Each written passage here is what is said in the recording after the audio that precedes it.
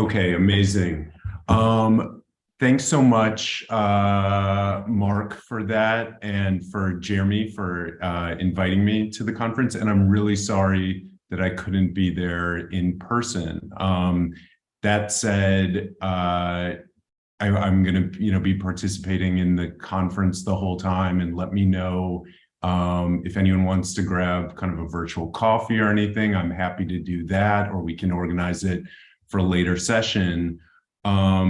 Basically, what I want to go over with you guys is kind of an extension of what Mark said. I think in a lot of ways he kind of telegraphed a lot of kind of the ideas of what I kind of imagine the future newsroom to look like. I think that I'm going to be going into kind of the nitty-gritty and specifics with a lot of the particular advances and technologies and tools, just because I've kind of my role has been very much working firsthand and kind of stress testing a lot of the technologies out in specific news situations. But kind of this presentation is going to end up being an overview of kind of a host of advances, both in mobile networks and technologies that are being leveraged by large and legacy media outlets through partnerships and through funding that I see as either in the coming years becoming tools that'll become more accessible. In some cases right now, there are a lot of tools that are available now, tools and workflows that are available now. In some cases, a lot of this just relies on the cell phone that's in your pocket right now and could be kind of utilized right now to improve certain kind of traditional workflows within journalism. So just to go over a bit of a overview here, I'm going to be kind of breaking this down into certain kind of chapters. One is field filing tools. I think like the biggest advance has basically been in our ability to be able to transmit footage, photos, copy back from the field. So I'm going to be looking at field filing tools, and specifically the apps that while working for the New York Times R&D, we helped develop, from Beam, which is an app that allows a photographer to file photos back from the field, to Clips, which was kind of our attempt at a video filing app, to kind of our most recent application, which is Beam Video, which allows for photo and video. And then kind of looking at a few other kind of tools that are available today. There's a camera to cloud video transfer, which I think is really promising. Mark mentioned this, satellite services, which are, I think, coming a few years down the line. Those will be kind of more readily available. And then the next kind of subject I wanted to deal with was just the ways in which 3D capture is kind of part of the future newsroom. And I'm going to be breaking that down in photogrammetry, LiDAR, and drone automation. But before I do that, I just kind of wanted to, I know I got a brief introduction, but I just want to kind of explain to you a little bit about my background and why I'm here or qualified to speak on this panel to tell you about some of these things. So I have worked in journalism for about 15 years. And over the course of that, I've really come from a very more like traditional media background. I used to be a stringer and reporter, and I used to be a photographer and photo editor. I used to do pagination for page layouts. I worked on graphics and video. And so I feel like I've almost done almost every kind of traditional role in a newsroom. I've worked as a staff member of New York Times and CNN. And I think in the last 5 years, I've really gotten more and more interested in kind of emerging technology and tools and their ability to further kind of, storytelling and captures that we could do, or documentation of certain events, and really trying to figure out, take tools that aren't traditionally used in the service of journalism and really try to work with them to figure out how they can enhance, or how they can complement some of our traditional news coverage, and also in incorporating them to kind of avoid them becoming too much of a novelty and just technology for technology's sake, but really figuring out what these tools are good for, and guidance on how to use them in the future. So the first topic that I'm going to be addressing is field filing tools, and I'm going to start with Beam. Over the last few years, I worked with Mark for the New York Times' research and development team. And I kind of had an unusual role because I was one of the few members of the team who kind of really came from a more traditional news and journalism background. I think most of the people who worked on the team were engineers and developers and technologists. And so when one of the projects we started working on was one called Beam, and Beam is an app that allows for photographers to file photos directly through their phones from the field. And Beam was really the kind of origins of Beam were through this hardware device known as the backpack, which a colleague, Josh Hayner, developed. And we started kind of opening that up, and I worked with an engineer to kind of start building the Backpack 2, which right here you're seeing it being used at the Kentucky Derby in 2019. And it started as a piece of hardware. It was basically a Pelican case with a cellular router in it that had different SD cards with different service providers. They would essentially take the photos. It ran with an Ethernet from the camera into this Pelican case, and as you shot, it would send the photos. It would basically send the photos from this hardware case back to the New York Times newsroom over an FTP. And again, I think it worked really well, but this was one piece of hardware which was handed off between different news events, and it was always being disassembled and iterated on. It was always very difficult to get this through TSA. I mean, they would open up this thing. It was just a bunch of soldered wires and counters, and it always made some eyebrows raise. So I think that the idea was taking this and making kind of a scalable solution for staff photographers and photojournalists, freelance photojournalists in the field. So the next step was kind of looking at a potential application that allowed for this, and kind of advances in the way in iPhone and Android work is that you can ingest photos directly from a card into your phone. So with one of these, basically a Lightning to SD card reader, you plug it into your phone and you can import photos directly from that card.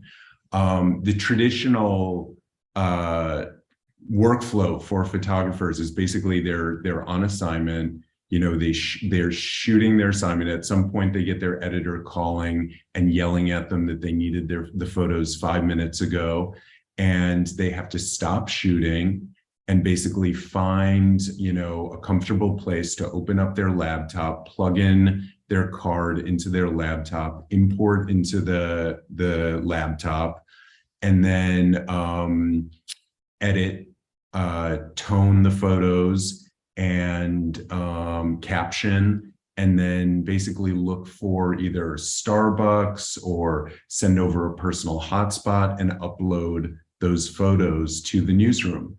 And I think kind of our driving force between this was just getting people to realize that they essentially have a computer already. They already have the technology to do this just from their phone.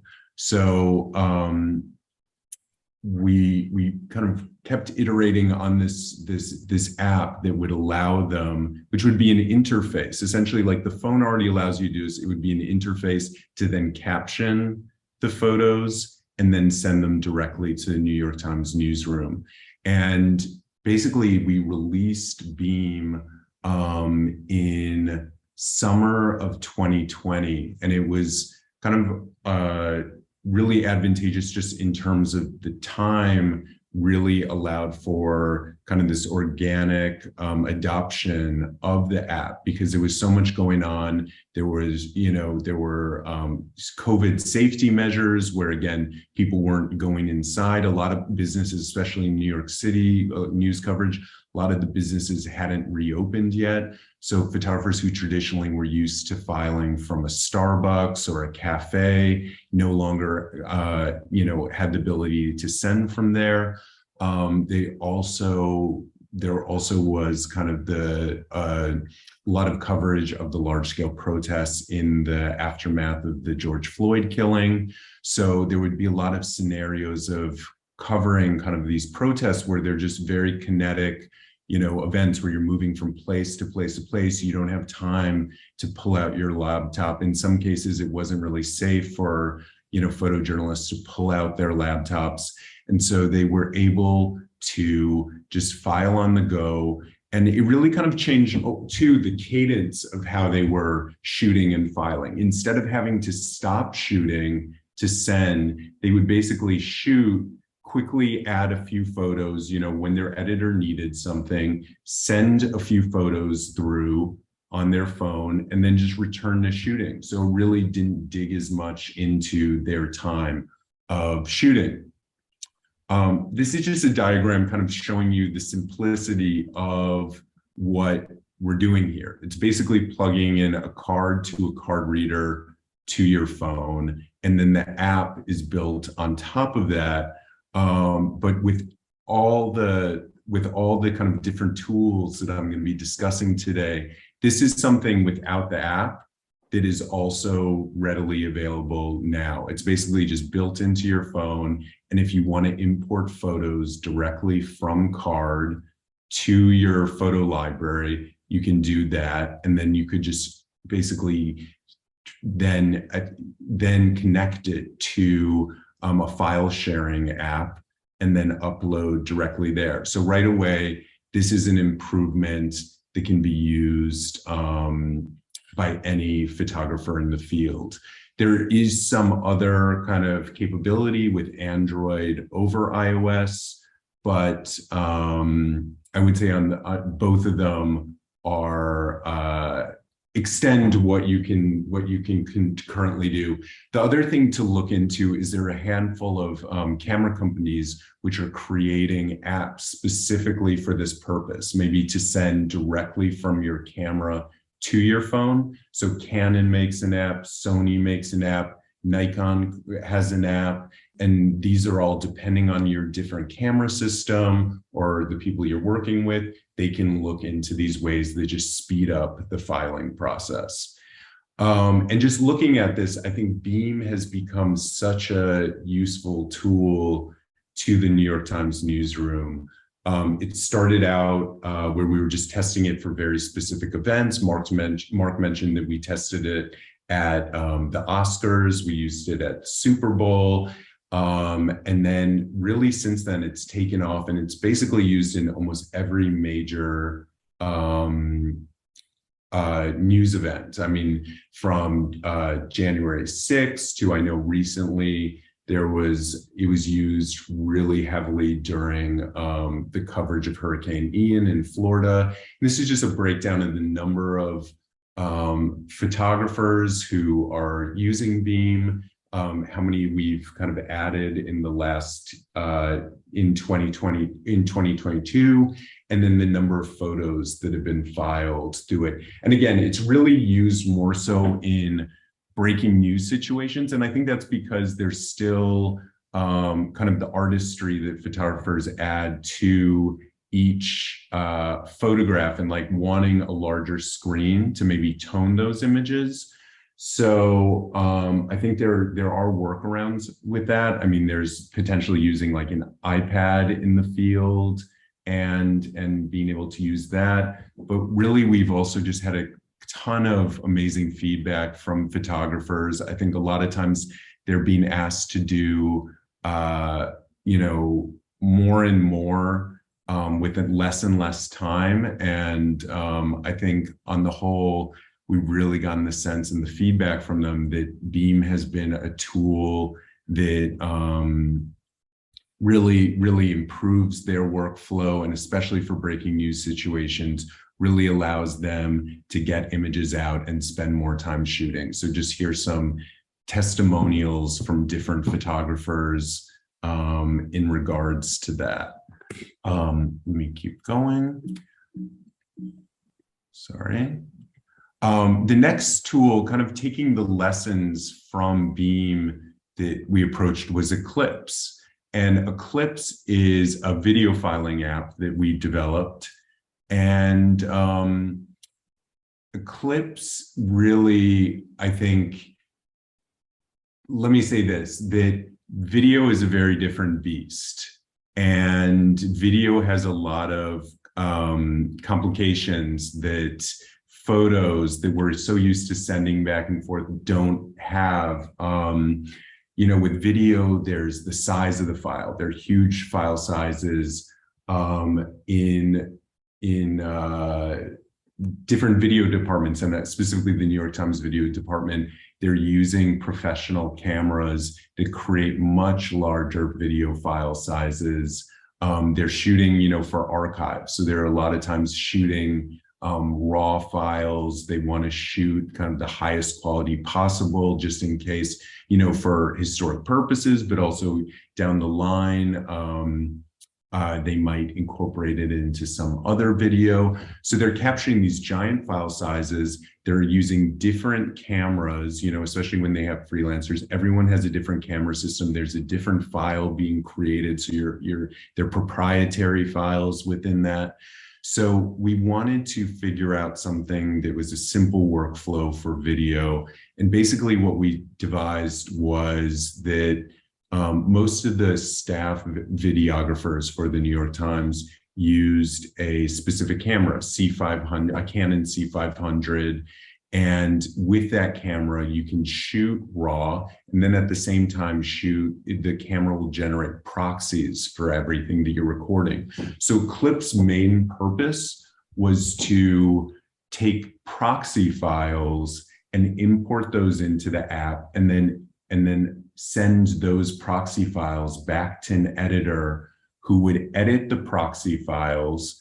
And then by the time they created a timeline and edited those proxy files, the videographer, if need be, could, you know, head back to the newsroom or head back to a hotel room and figure out kind of a more stable connection to try to send the full size video files. In many cases, they ended up actually just relying on the proxy files and publishing the proxy files, which are 1080p, and publishing those. But so that's kind of the breakdown of what Eclipse did. And I'm just going to give you kind of a quick breakdown of how the app works, the simplicity of the app. It was very bare bones. And again, in this case too, Eclipse was developed so that there could be certain things that are very tailored to the New York Times workflows and the requirements of different departments. So Eclipse allowed a videographer to caption files so they could add specific information, but really we were just using the native storage systems within an Android phone. Oh, sorry, I forgot to leave this out. So Beam was iOS and Android. Eclipse, due to where basically the ability for us to work with certain files in iOS, it wasn't there yet. So we just developed Eclipse for Android. So within Android, you can import files and again, share them to a file sharing app. So in this case, Eclipse used Dropbox to send these files. So the first kind of feature is basically your, same thing, plugging in a card, an SD card to the Android, ingesting into the app. And then from there, you can preview the files. You can caption the files. And this is importing a proxy. You can also import full res files, but it's very slow to import and it's very slow to send. But this is some of the other kind of functionality that we were trying to incorporate. You can archive clips. So say you send a host of files, you can then take those individual files and put them to the side and save them for the time being. And then one thing that we really wanted to work on with this, which just I think was a bit untenable just in terms of the size of the files, was importing, not just importing proxy files, but the ability to import, high quality footage from, say, a drone or from a video camera, either an MP4 or MOV file, and then being able to encode a proxy off of that footage, just to be able to send that in, say, if you're in a situation where you don't have a stable cellular connection. And we basically used Eclipse in a few different scenarios. We tested it at the first marathon since COVID, which was the Boston Marathon in 2021. And using Eclipse, we were able to send over 11 gigs, 63 clips over 5G and LTE, and published 2 videos from the footage. And basically, this was one of those events where just the amount of people on the ground would have made it impossible to send this footage back any other way. I think after getting in the footage, publishing it within that news cycle, they tried to send the same footage over the media center's Wi-Fi, and it said that it would take about 5 or 6 hours to send the footage that had already been sent just in the course of the news event. It's one of the published videos. And then the next kind of test of Eclipse was at the Virginia gubernatorial election in 2021 as well. And in this case, we sent about close to 14 gigs, 38 clips.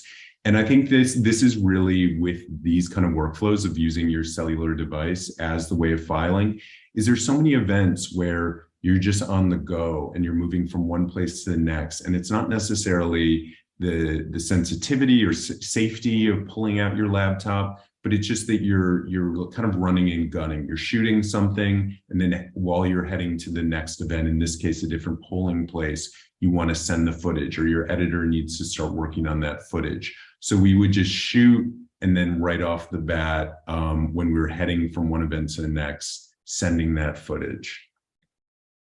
And here's some of the published videos from that. And so this all kind of culminated in the current project, which is known as Beam Video. In April of this year, the New York Times Newsroom started experimenting with this new story format, which is vertical video.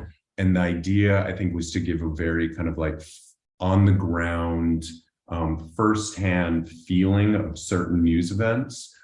It's been used quite a bit in our coverage from Ukraine. It was used heavily for coverage during Hurricane Ian and the aftermath of that.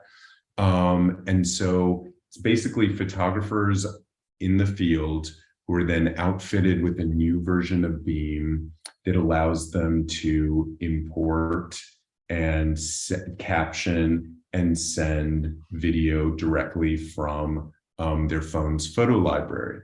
I think a big lesson that we learned from Eclipse was just kind of like the lack of, since it relied on Android, we have very few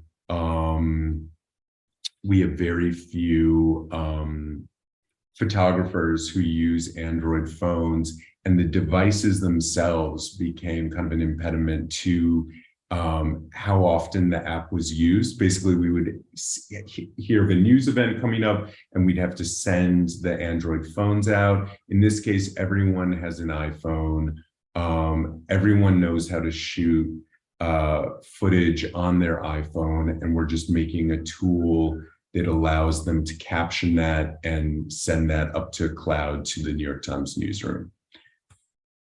So this is just a bit of an overview of the updated features. So it's kind of the same interface as the previous Beam, same UI, but what it's allowing you to do is access your camera's camera roll and import full-size video clips. And then from there, you're able to encode a smaller version, either 720p or 1080p of that video, and then send that up to the newsroom.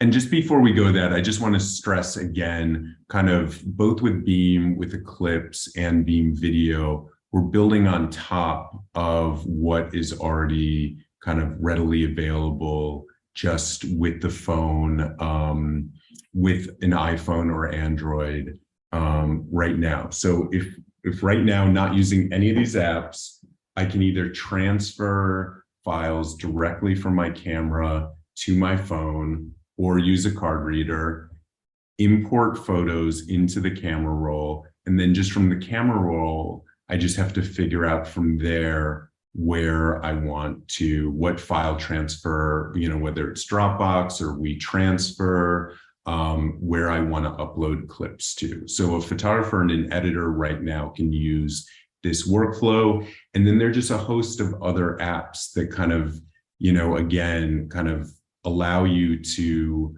still use this tried and true method for photographers or videographers in the field. There are apps that allow you to cut video footage, so you're not sending as large of files. And then in terms of, for photographers, you're able to use apps like Mobile Lightroom and Tone. You can make presets of exactly how you want to process or tone your photos. And then you can also add metadata and captions to the photos that you're sending. The next tool that I want to discuss is just a camera to cloud video transfer. And I think this is also really useful and something that's available now. It does require a piece of hardware, but I think this is also really interesting and kind of also kind of an outgrowth of some of the other things I've talked about.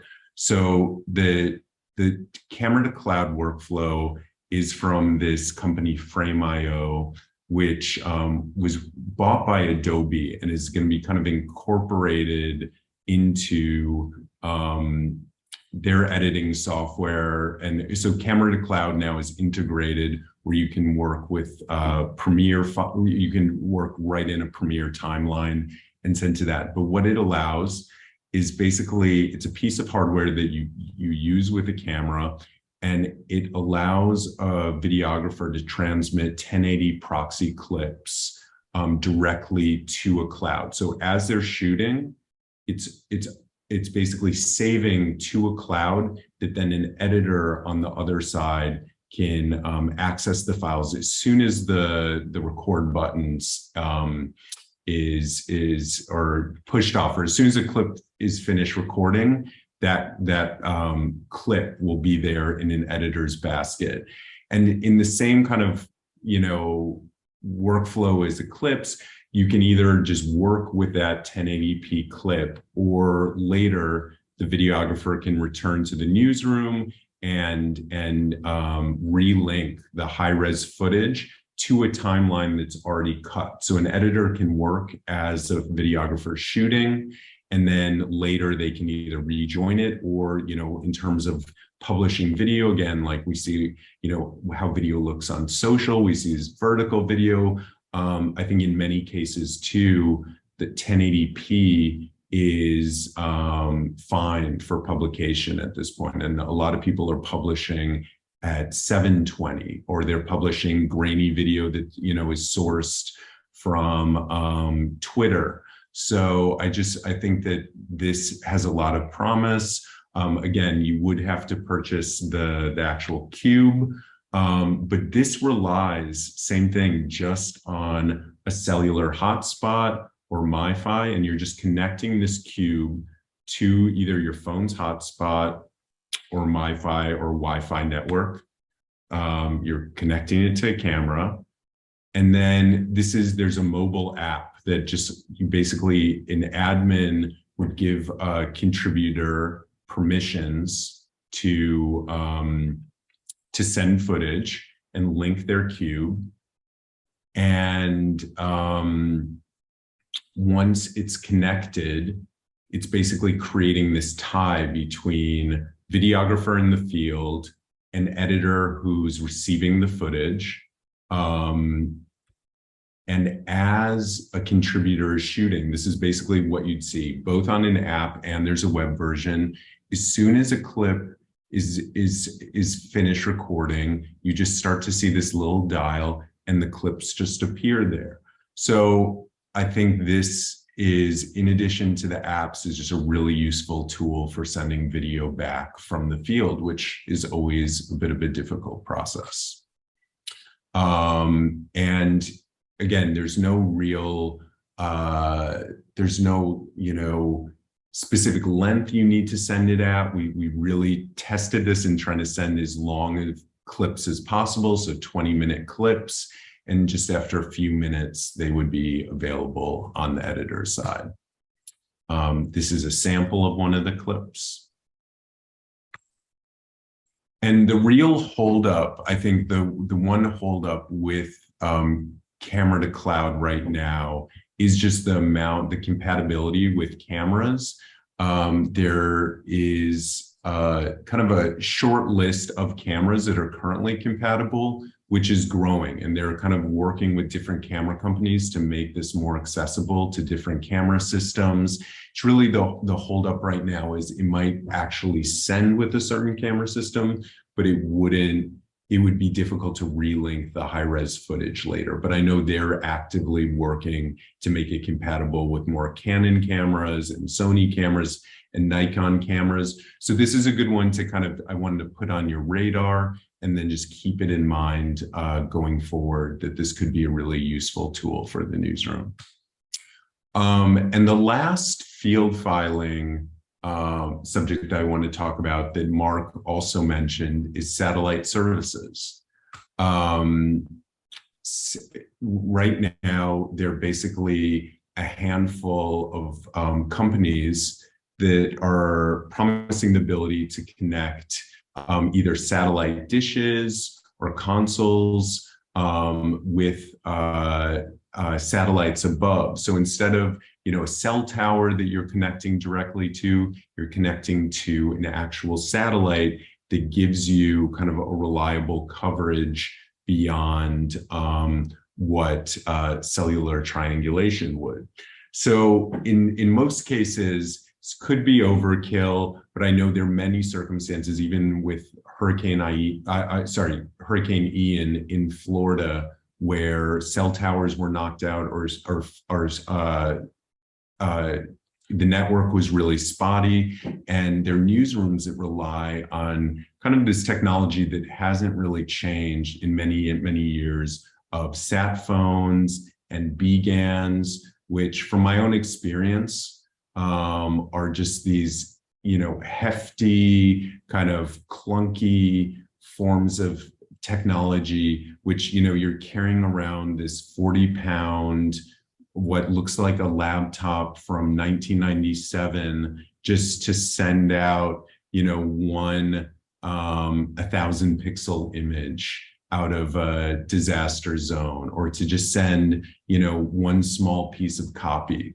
So the satellite services have a lot of potential, and specifically, I want to talk about one service provider that I think will be of real interest to different newsrooms going forward. This is a really like a growing space. There are all these companies which are kind of competing to be the next satellite service provider. The kind of most well-known one is Starlink, which is owned by SpaceX, and Amazon is getting involved. And there's just this whole infrastructure of satellites which are taking off the ground. That last graphic that I showed is actually Starlink's satellites, which are currently in orbit. So these are currently in orbit, and I think they have plans to add a couple more thousand in the coming years. This is Starlink's satellite dish. Basically, we experimented with this dish, had pretty promising results. I think the main thing that I wanted to work to was try to create a portable version of the dish. Again, imagining in kind of a natural disaster situation, you know, what would be essential in having and being able to find something that you could just be on the go, put it up, and make sure you connect to satellite above. When I tested out earlier this year, there wasn't a portable feature to Starlink. Currently, they just added something called the RV feature that basically makes it where you can move it anywhere. And I think in 15 to 20 minutes, you can change the address location of your satellite dish and connect to internet. The dish Starlink as well uses a mobile app, which basically sets up everything that you need. It lets you know that it's online. You can figure out, the big thing with the satellite dish is just figuring out not having any obstacles in front of it and a satellite, because basically the satellites are traveling overhead, and you have to kind of work with the app. It uses an AR feature to map out what is any obstructions around the dish. And then also, you know, in terms of the latency, and you can speed test also from the app. So you know what sort of connection you're getting in different zones. And this is a map of the current coverage area of Starlink. So anywhere that's light blue is where they're offering service. I know they limit in certain, what they call pods, basically the amount of customers they can have. But already most of the United States, or I'd say most of the Western United States, is already covered. And this is one of those things where it's constantly growing. They're constantly setting up new satellites and then opening new pods in areas. And just to give you a sense of what sort of connection speeds we're getting. So I did a handful of tests. I was testing it kind of in upstate New York and Western Massachusetts, which was one of the pod areas that was available when I tested it. And I was basically kind of, you know, getting a range of over 100 to 250 download. And I would say from 10 to 25 upload, which is pretty good for satellite internet. Again, this was my portable setup that I was taking place, which was just hooking it up to a generator and kind of taking it on the go. It took about 5 minutes to set up. And the reason, so all of that was Starlink, which is available to you now. You can use that. I think it does, again, it is reliant on this dish and on the hardware, but I think that what would be even more interesting and useful is Link, which is promising to be able to connect to unmodified cell phones in the future. We haven't tested with this yet. I think that this is going to be something, again, in 2 to 3 years, which is going to be more of a real possibility to test with and see how it works. But the idea is that you can send text messages over a satellite in anywhere in the world. So basically, if you have any journalists working in internationally in areas where they traditionally lose cell service or where they would rely on a certain sat phone, they can now just send a text message even to just check in with their editor or file copy over their cell phone connecting to this service. So I think all of that is to say, you don't necessarily need a Starlink dish, but keep an eye at service providers like Link, which are potentially offering the ability to connect your cell phone to a satellite to send texts and photos. So that is the part of my talk of field filing, and I wanted to kind of go into other things that I see as potential tools going forward, which are becoming more and more readily available and accessible, starting with 3D capture and photogrammetry. So photogrammetry has been a big push at the New York Times, and specifically on R&D. We really took this idea of 3D modeling, say an object, and then really trying to push what we could use this for. So we went from, capturing objects to then capturing rooms, to capturing structures, to capturing entire neighborhoods and landscapes. And how photogrammetry works is it's using kind of, a traditional camera, traditional photographs that are then you shoot, dozens or hundreds or thousands of images of an object or room, and then you use specific software that reconstructs those images into a 3D model. And so we've done a handful of photogrammetry and kind of 3D storytelling through this. I traveled to the Bahamas after Hurricane Dorian, and we modeled out an entire neighborhood that had just been leveled by the hurricane.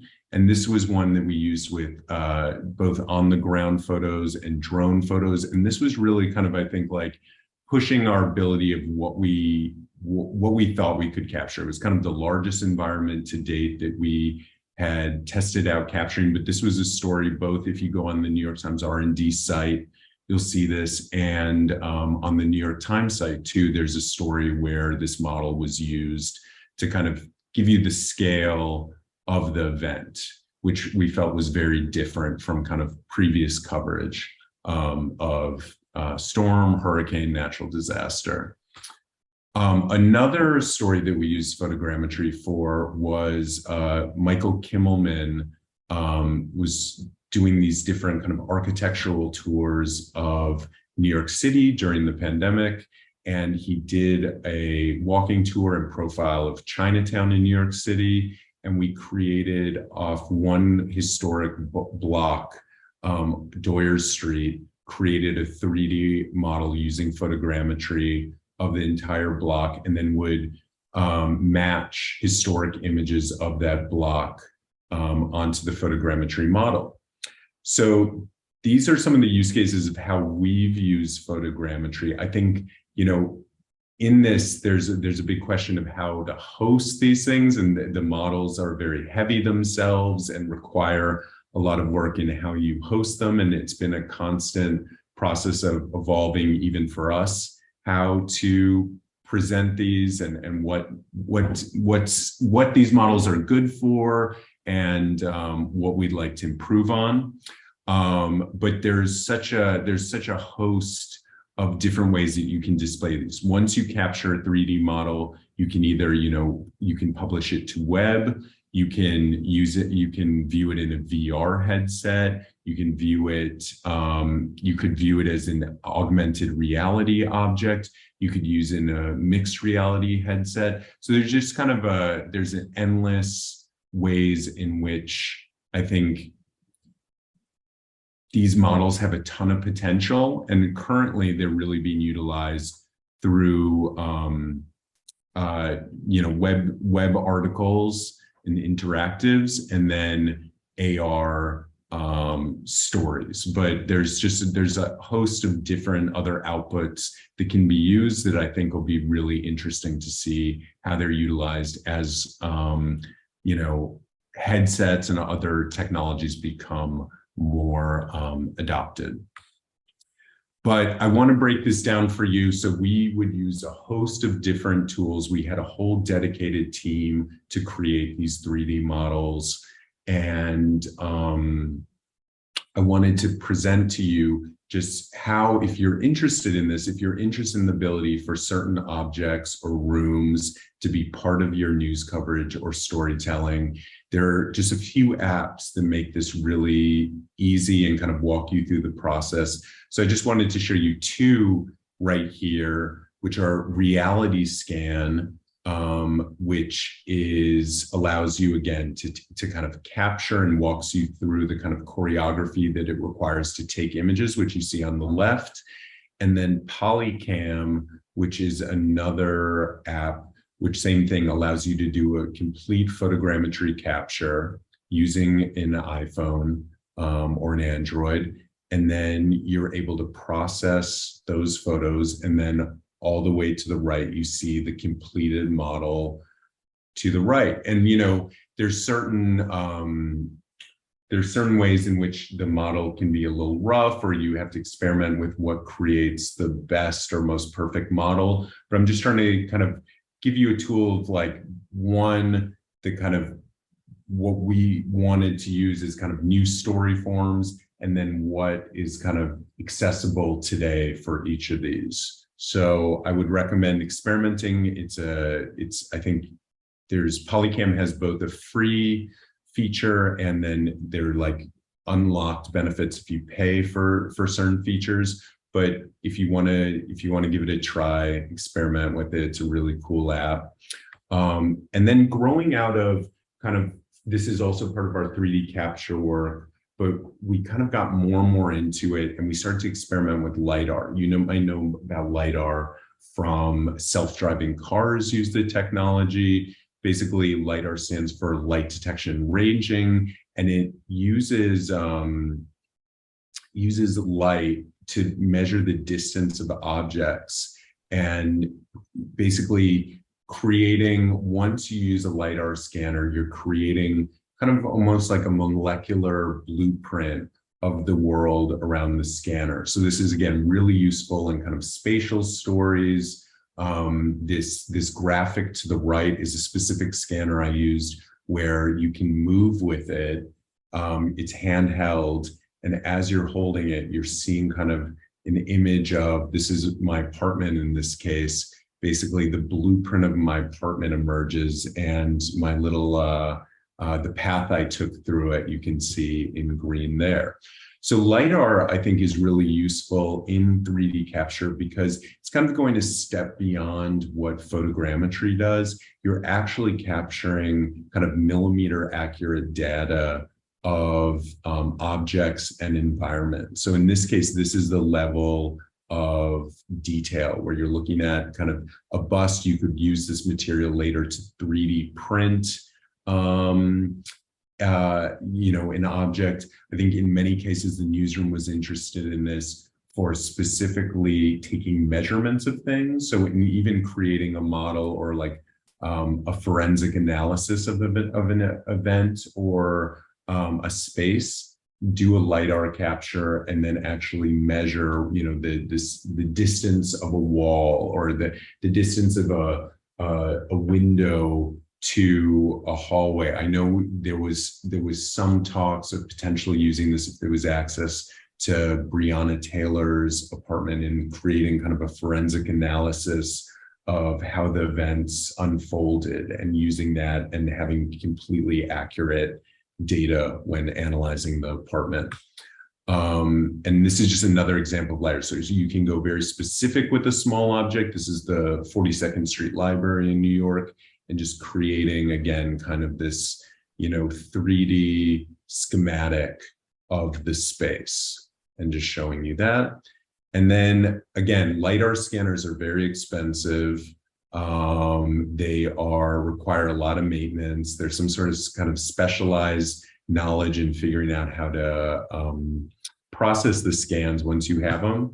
But all of that can be kind of simplified again into an app form. And again, Polycam utilizes the LiDAR feature on I think iPhone, I believe it's iPhone 12 and up, that allows you to do LiDAR scans of a space. So here's an example again in my apartment of doing a quick LiDAR scan, the process model, and with different levels of success, but you can basically create floor plans with this tool.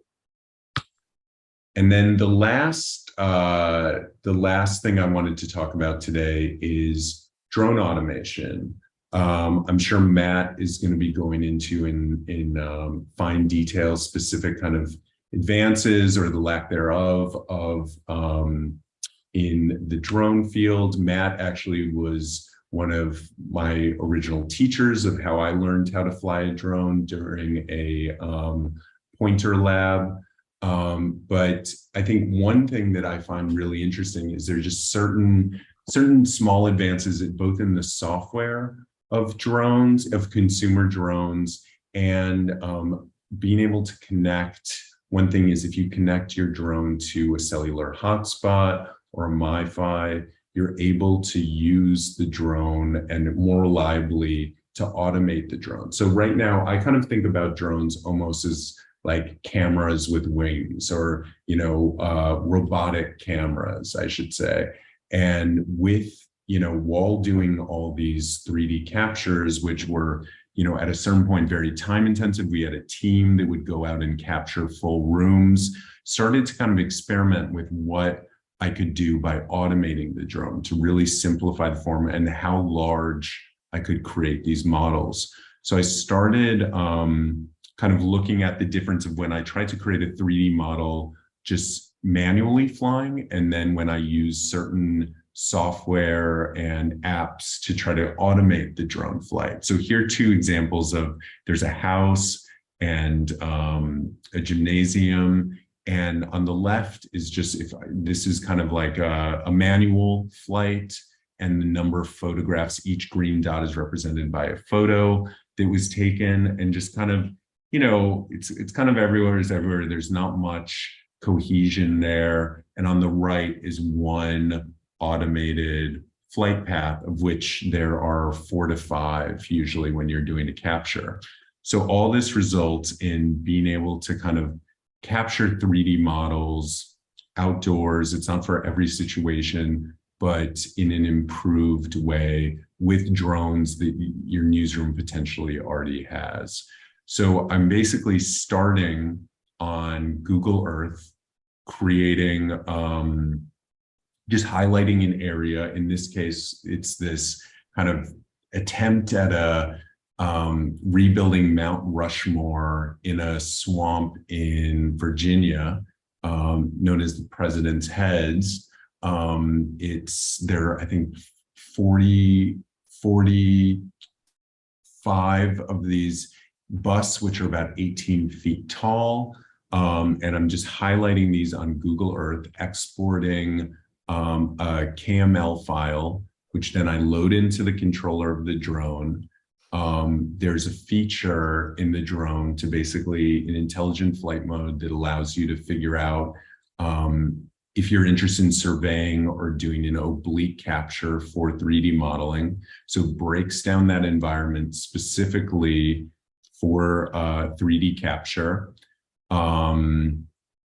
And then all you're doing is really pressing a button for that drone to go. This is the drone's eye view of capturing these photos. This is again breaking down for this capture how many photos my drone took, each dot representing a photo. And then this is the 3D reconstruction of that model using, again, just DJI software and showing each photo on top and then the actual reconstruction of that space.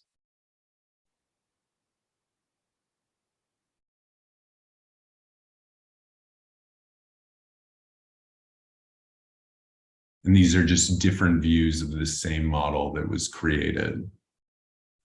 So again, it's really taking this very time-intensive and crew-intensive process and breaking it down to just one simple tool that would allow you to capture this environment. And again, hosting this is a different can of worms, which I'm not getting into today. But I think the idea is if you're Newsroom or if you're really interested in kind of 3D storytelling, this just gives you some capabilities that weren't necessarily available a couple of years before.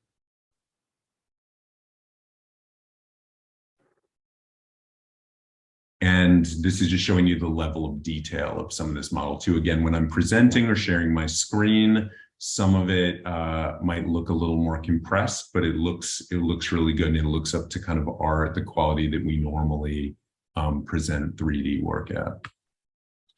And this is just a video showing you what drone automation looks like. So I was actually doing LiDAR scans, which is in the foreground, and the drone, even though I was the pilot, I had the controller on me, I had eyes on it at all times. It's basically just taking its own merry way through the environment and capturing photos as it flies.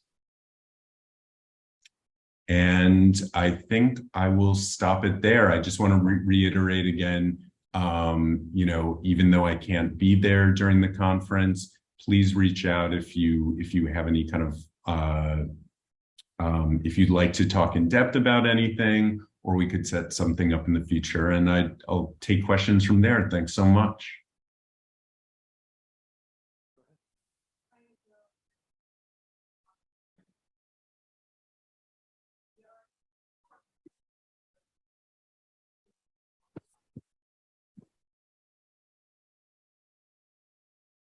Can you hear me? I can hear you.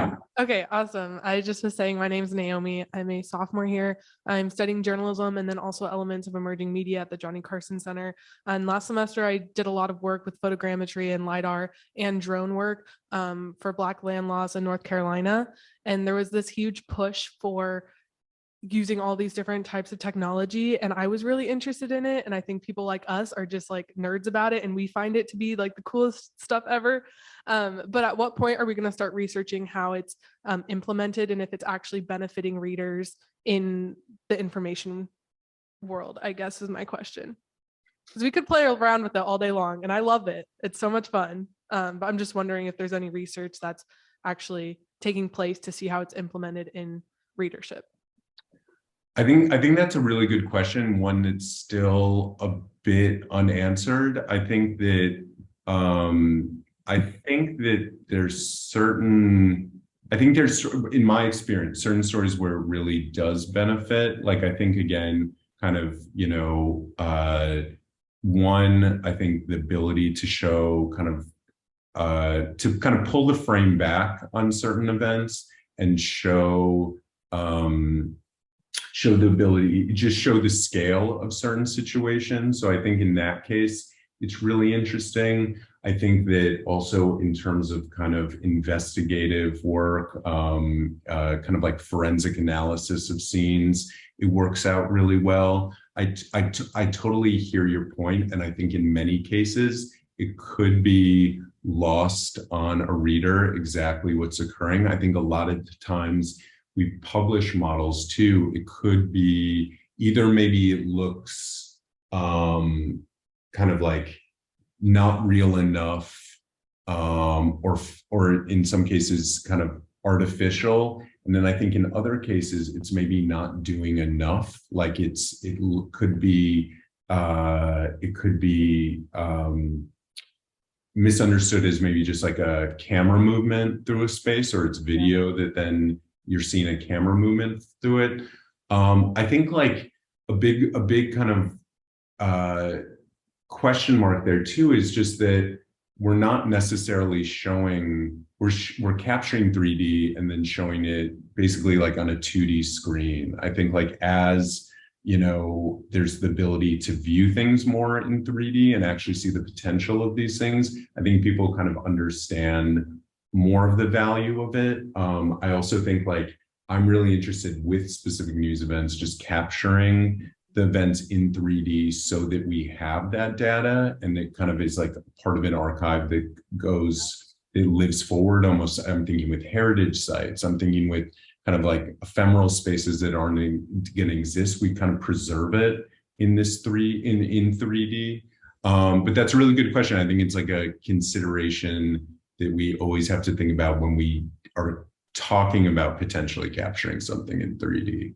So thanks for that. Thank you. I would love to grab a virtual coffee. Let's do that. That sounds great. Thanks for the question.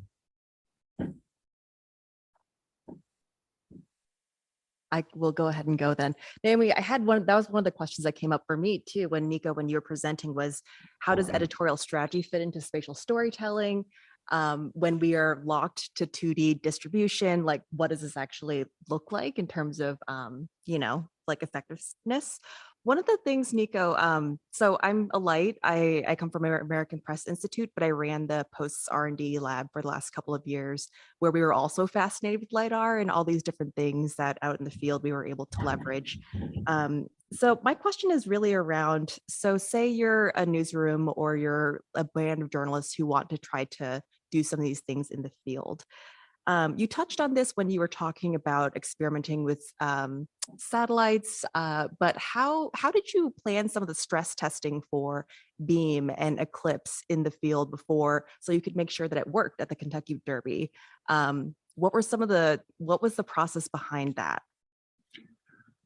So usually it broke down to myself and working with an engineer on the team. I think we really, I think we started by really trying to kind of put it in like news scenarios, even before it was used in a news scenario. So we would try to work within the constraints of an event and kind of like the amount of photos that we were taking. We tried in like a handful of different scenarios. I think the Kentucky Derby was kind of a rare one because I think we tested with it one day. We were supposed to just kind of test it with their 2 days. And then the photographer who was shooting there and the editor kind of needed photos in a very specific way. I think like when you're covering an event like that, you might be shooting and at a certain point you're shooting something that your editor is not interested in. And so you're just spending time shooting it with Beam. In this case, the way we were using it, it was basically a live feed of the hardware where the editor was seeing as things were shooting. They were seeing every photo that the photographer was taking, not just select photos. So it was really interesting in that event. One, it's amazing that it worked in that scenario, and there weren't really any hiccups. We would always, if there were hiccups, kind of return to always have kind of a backup plan of what we would return to, of just like filing traditionally, where, you know, if a photographer still has to go back to the media room to file photos, it's not that different than what they'd be doing anyway in that case. So this one was really interesting because the photographer would be shooting something and then the editor would actually just text them and be like, all right, like enough photos of that woman with that hat, like move on, you know? So it created kind of this funny back and forth. But to answer your question, I think that that was kind of a lot of my involvement with the apps, is just basically testing it from all these different scenarios, figuring out kind of what were the little hiccups with it, figuring out any sort of technical issues that we could address. And then we would have kind of events that we would be working towards where we would make sure that it's ready, especially if we hand it off to someone. And in a lot of cases too, myself or members of the team would be on hand during specific events just in case something went wrong with it. And I don't really think we have any situations where something didn't work or that we weren't able to quickly figure out a fix for it on the ground. Okay. Hi, Niko. My name's Tom Blair. I'm a student at the University of Iowa studying strategic communications. Do you think there's an application for 3D capture in StratCom and more of the marketing and advertising side of things? Sorry, repeat the last part. In sort of like StratCom and marketing and advertising, besides like, you know, capturing the product, but in a broader sense. I guess I haven't thought that much about that. I mean, certainly, I think it's, I mean, like a big question here again is that you're seeing more, I feel like 3D content become available and people using it. I mean, I feel like through AR filters, through certain functionality in like generating, you're shopping for an IKEA couch, right? And you get to generate the IKEA couch in your space or for a work of art on the wall. I'm really interested in just like the ways in which I feel like people are still, again, the kind of like viewing these things in 2D is somewhat removing the ability to kind of fully experience them. I am really curious about, how meta and the metaverse is going to change this, but I'm also a little scared. So I don't know. That's one. I don't really have an answer for you on that. Why don't we talk after this and I can hear like a little more just specifically kind of what use cases you'd be interested in. Sounds like time for another virtual coffee. Let's do it. Niko, we want to thank you so much. This has been really helpful, very interesting, and great examples. I really appreciate you doing this. Thanks so much. Thanks for having me. All righty.